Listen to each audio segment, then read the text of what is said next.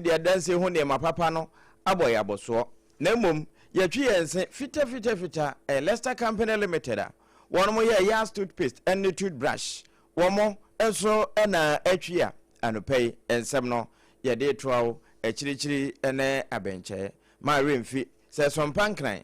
wo ha ne nse echiri mponum Watermelon Street na so eho na abobo firi ya eba 93.1 Asantemamu ehwe adabraka Adamfopa Radio France abrochimamo Paris Montenso Doma 100.7 Manimas as a paso Doma hinkru wode sum adehye no nkransa Sompa 90.7 Papa Toastomo se adehye wo mpotem ho nyina wono mo fani ne mombono na puye ahinkru no bono champion dedu akwa tachima Sompa 106.1 FM Brother Philip ne domono anopei nyame akwa Shadrack systematic press mo o mo press ne saa adaje ni poso ede som domo ewo ho nyina enso ho bono wa no na henkro 98.9 alaji be kwa na abro sanum eno ne firi bono henkro enso etimi twa kɔ ahafo sankwa kɔ bono no ne to no ho a ne nyina no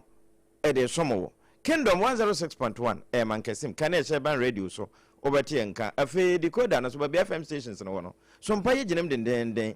St Augustine de na wiase nyina pa na so isan www.sompaonline.com yura tabwaten wa chechira koto okwa abenya bi akenkan Facebook no Sompa 106.5 FM Accra na afi YouTube no so Sompa FM live eni eni munsem no ebini Amai posi adwumako no ba mane akire mu se enche womo afahye no ba bekoso woni yaw na udi sabi ensem a ensan fata wo bese adwumade no a wonu nsaso ma waso ba hyepa ejeso assembly no na members e wo se wo MC ya wo ne wo ho no mampene mefa ne mfiri ho ente sa wo beto vote of no confidence e wo so bone be ne wadie ye de ho nsam ba MTTD adwumako no ewa ahafo regional command no wanom ede hyehye ya pa egwakwamu ayire akwaso jojo emu samuno dankran sede be ya ebeboa de hye wafa ho wonom a eye mpata eye ho adwuma no mo ne ho ade no na afutuo bi kwa ma wonom we yunefo ehwemu a wo mayo na ye hwemu be ya opambo agima akyekyere anopa ye ba besanim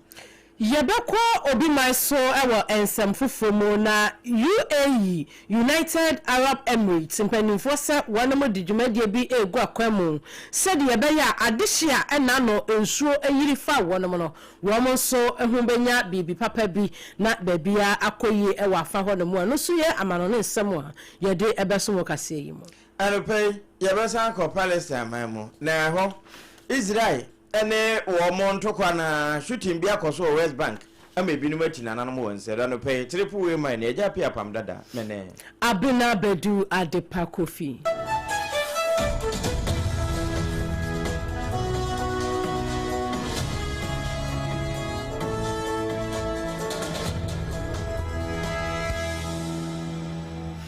Abusia afri Jibrania dajina kaya hona yemfa ensem no enchemu ankasa ensomo Sama Regional Police Command no na ede warning yi abayi wan mo ka kire Ghana addition na kanka mabuno ya ticho boy ni ama ye homene so na mema ewo no wo hwe bi wo hono ma wo ma beti se ewo so kechekeche ni esi enche wo mo afahye no eba aba be hwase enti no emate afa mabuno ene obi biada waya na adwese obedi atutrasam afa enyamasam ene de emwa ema afahye no enkoso no no so se wo mo sa eso sa ni mu a wo mo de ne be famra kwan so pa afei nanano matena konwa ya wonom ewo enkran asase su nyina ena afei dwumadi e be koso ni nyina no empanifo bo amane ekire mu se wonom de niema pa egwakwa mu hyehyeye pa se de be ya asumdie jojo ebetumi akoso ebra wonom ne nsɛmtwɛfo ekasa ye no se de tema police command no wonom de wo nsɛm atudwa no bi eni Command behind which custom traditions receiving during and after the movement. Others will sprinkle their traditional protocol. They have been attacked and at the end competition to go sprinkle the traditional and on this note, I wish to remind all residents that the celebration should be marked by by instigating a respect of the law. We urge Telegram to avoid act of violence, unnecessary confrontation, disorderly conduct, and activity that may endanger public. The police will provide adequate aid throughout the festival period and will further action against persons who engage in criminal conduct under the guise of festival. Openia wano wadi tema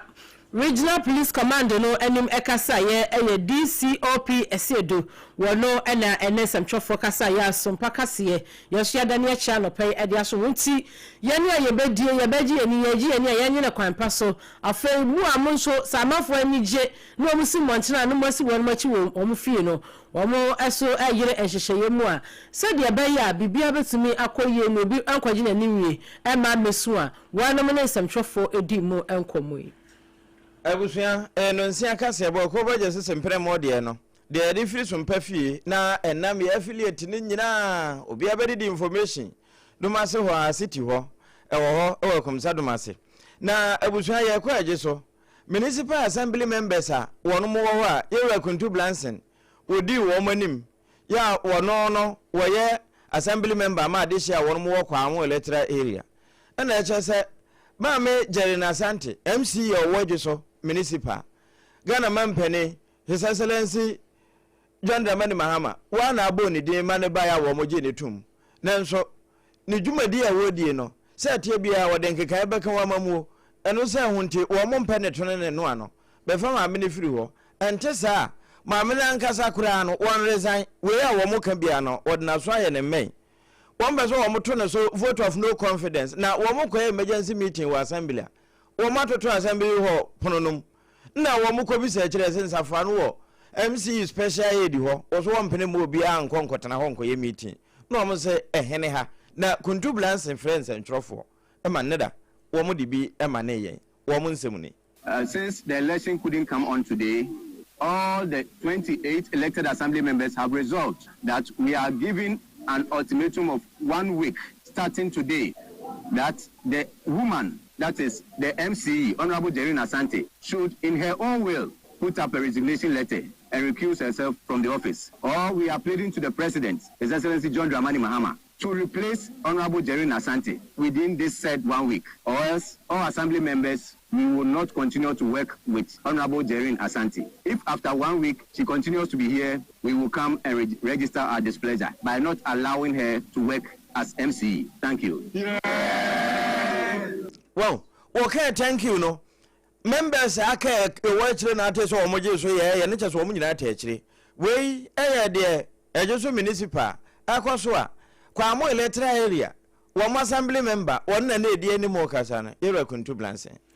wo ensamfofo mu no MTTD adwumakwa no ewo ahafo mantam no emu empanimfo kire mu se amafo bi ho no mu asabi ye ma won mu free ya no mo de domasoso nti ewase ye emra no eno ne yakwan so jojo hu mra no ye yiri mu dankran ewa afa ho nti mo de hyehye ye egwakwa mu se de be ya motor traffic and transport department ya won mu ewo afa ho no wo mu dwumadi a won mu edie no bibia betumi akoyie opani a won no oye police superintendent ewo honum eye owura eko gezi wono eleden samfo ekasa ye cheche sade wonom ehase motorbike afidie tetefo ye hyehye ya wo mo de ngwakwa mu ni se ye chew na wuni so a ekwan ya wo mo ade obefa so afa bu honum a ne cast papers nyina wu eso no da so de nam kwan so ni nsam eni now and then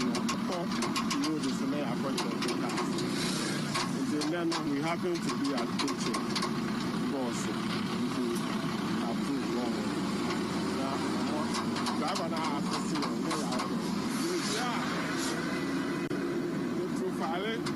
drivers, if you also taking a car number, also taking the type of car. Now, my next time we are or sign offending in the same way we are laying the depo into exercise. I Yan and then Yan, the very copy say, we are better as our lives or the born car.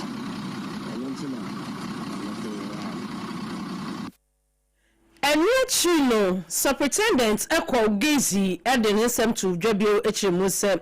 Amorphobia Honomoa, Wamuka cast and a bar. Na Sabroni, I lights and one, Wamusu Mumpeo, one pejari bobo. bohuane so womankasa akọ fitting shop no makoto to light shrine womadi mu a obeka se washo high and wadenam eto wani a mesimi hu ba bia o yenam kwan na ka sa light no eto yani a ya na ha dwen wose enam so ama sa akwanhia by heart ni 30% se o hyenkani a wo ba ne bia wono ahusu wo hia ne yonko ka nti wa madim na de wono ba na akoto ne light hyiren dia bobo ho no onu ni dim kura chen obi high ese to hyenkani na ni a wo hu ba bia be wan so ode akwa akopim se gen wono hyase acheche wono mu nyina na yedo mo afamra kwan so na no atoymantam wono mo hyase acheche bi wo ho no mo a se so ahafomantam wo mo de epini ho se de no so Superintendent Gazy echemu efaye no eni motor we no say motor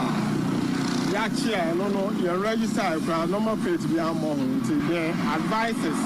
you should go to the DVLA and start the registration process because we release to them then we issue them with warning letters that they should not do it again. That is what is going on. Those who don't have approved those who have faced on their motorbikes and vehicles unapproved lights, we are taking them off. And those who have not registered their motors at all, we are encouraging them to go and register them. So we have informed the DVLA the number of motorbikes that we have arrested that are not registered, so that they go there. Womu chuo kada no se womu di muntinti na panya sam kitu Superintendent Gazy nti ya no mahwe afa ho no womu ba chen disco enkania obati yiram etwu ani so ani no ani so je hyrem ya ni nyina enkanfua no wonom ade hyehyɛ ya pa egwa kwa mu sade be ya kwan so jojo hu nsam no ye betumi adi so ama bibia akoyi Chief Superintendent of Police Gazy wono ena ne yensam twemi opambo edin komo efri buno ahafo emantam no emo ene yemra buno yenya firi ahafo a eho nyina 98.9 no eduru ho na twemu aba befa benun kwanta kwasimfum na aba besi na aba ewo babia Shanton obi mu no ano etimu ho na we de me do KWOFIE appear about so yapon na ewo ho no ene University of Energy and Natural Resources buno university no na one more finding be School of Natural Resources of University of Energy and Natural Resources you know hono and yes I hwehwemu no enti Dr. Sairam Sara certificate na wo yes I hwehwemu wone ne nkrofo no wo mo say wo mo eye empata anase wo ye empata fo the first farmers no wo mo ede enema bi edi wo mo dwuma na sade maame no wo si kyerɛkyerɛ wo mo hwehwemu mu ene nsunsuanso a edi bre yatena ya yatimu no opambo agyeman enya adaje eje sansem no. Is this indiscriminate use of antibiotics in our region here in Buno? From our research, you find out that our fish farmers, whenever they have issues with their farms, health issues, they use antibiotics indiscriminately, pour it directly into their ponds, into water bodies, just to help them to combat fish bacterial diseases. And over time, these water bodies, these effluents, they are discharged into the environment. And we humans also, innocently or ignorantly, we consume this fish. So when you consume this fish or these fishes, what happens is that they bioaccumulate into our system, into our body, in such a way that whenever we now fall sick, we have bacterial infection. And we go to clinics, we go to hospitals, and they prescribe medicines for us to take, antibiotics, for instance, oxytetracycline, amoxicillin. They don't work for us again. And we feel these drugs are not effective. They are. Most times it's because our bodies have, been immune to them. They are generated, resistance to the effectiveness of these drugs. Because right inside the fish tissue, the fish flesh. Hey, Intra, we are you never. One more natural resource on the School of Natural Resources no and the ye and I tell say Dr. Sairam and upon Wajima Edi Hong Kong no. Nevi and Professor Daniela Kotosafo. Wana Jasafo, one year Dean of Ine, one also a mananso ho. What the bit was so pa Nidini. Partnering innovative research for sustainable development in natural resources. A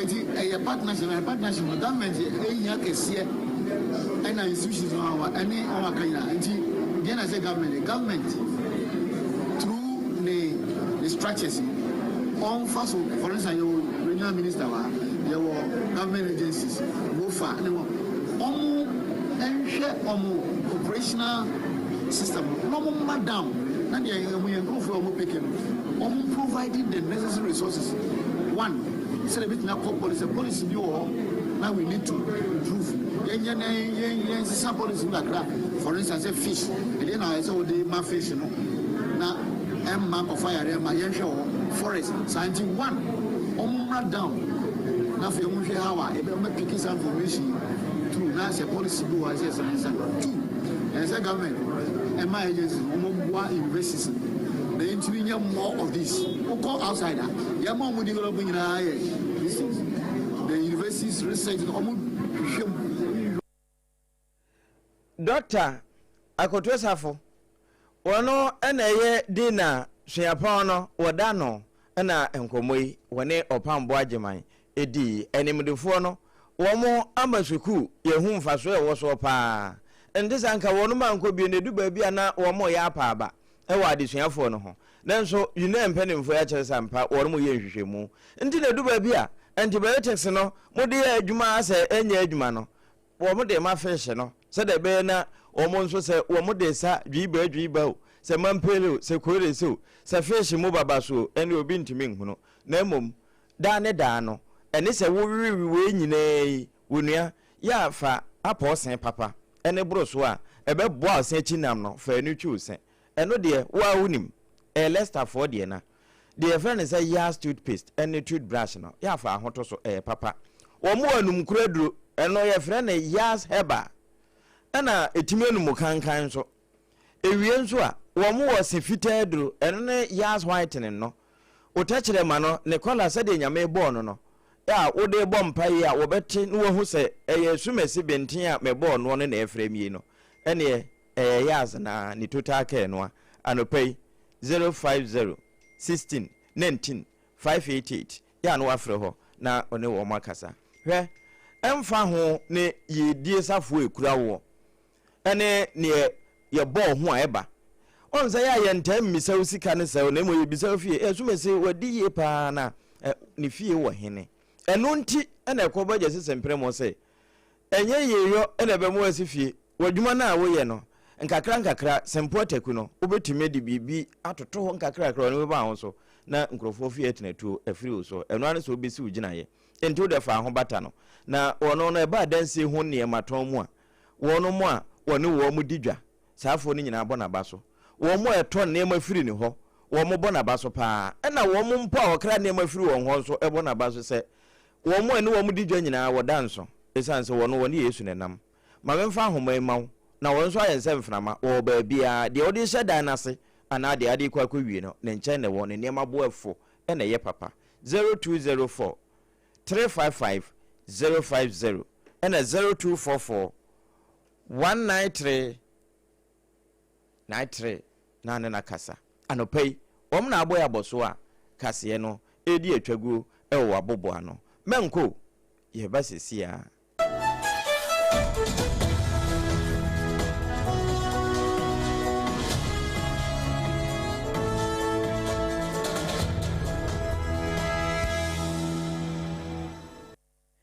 abusia yada se yetso samono eso na yakoyenim ewo ensem fufromu ena no edabi ya insubrantam eto ye dwumbuso menum no ne da na eto so eduonu enkono yante asamda kora ewo omega na mo ene enkankan akra ha sei na empanimfo anhwehwemu a wonum ede ba ye kire mu se wamo eho kan ye pa ewo sa insubrantam a eto ye no ho no eye adehye mako apem ene aduasa ebaako 131,000 wamo kan ye no emu mako aduanan enum 45 ena empanifo kire mu se otina nanom ensiedo ya na akoye aweho sempa afei wamo edan ebubu ye ena afei wamo nsuo ne fa wamo dan yo na no so wamunya baby ena ya na no ababa ye empanimfo so asempa baabi ema wo mudu wo mu etitu ye no eye empem aha 40,000 ni nyina enkanfo empanisa wo mu su adru eye empanimfo nimti United Arab Emirates UAE empanimfo ede krata aba na one president His Highness Sheikh Mohammed bin Zayed Al Nahyan wono enene nimpanimfo aye nyame so ade yi wanu mu kire mu se omo bibi aya na ebene brano no se o mai bi ekwa ahokyere mu a wo mo akwaso sa aman no asene enye Ghana nko a wonum ayade a wo mo eta yenti eno no wo mo yifi wo mo UAE Aid Agency wonum afam na ni nyina kanfo Ghana so ebi abeso yeso enam ensubranta mu a 29th June no eto ye no enti nyakopon ya adom a wo mo ede nyama kakra afei dia ebeboa ama adehye a wo mo eka ye no wo mo so ada ama omanu akum no wo mo de ni nyina ebaba abeso yesene na bibia etumi akoso wo no kire mu sei wo mo ni nadmo adwumako no mekire atorenchemu aboafo adwumako no na afei aban yi wo mo ye pempenso anankro na wo no mo ede bibia egwakwa mu sede be ya wo mo so betumi aboa adehye no ama bibia koyi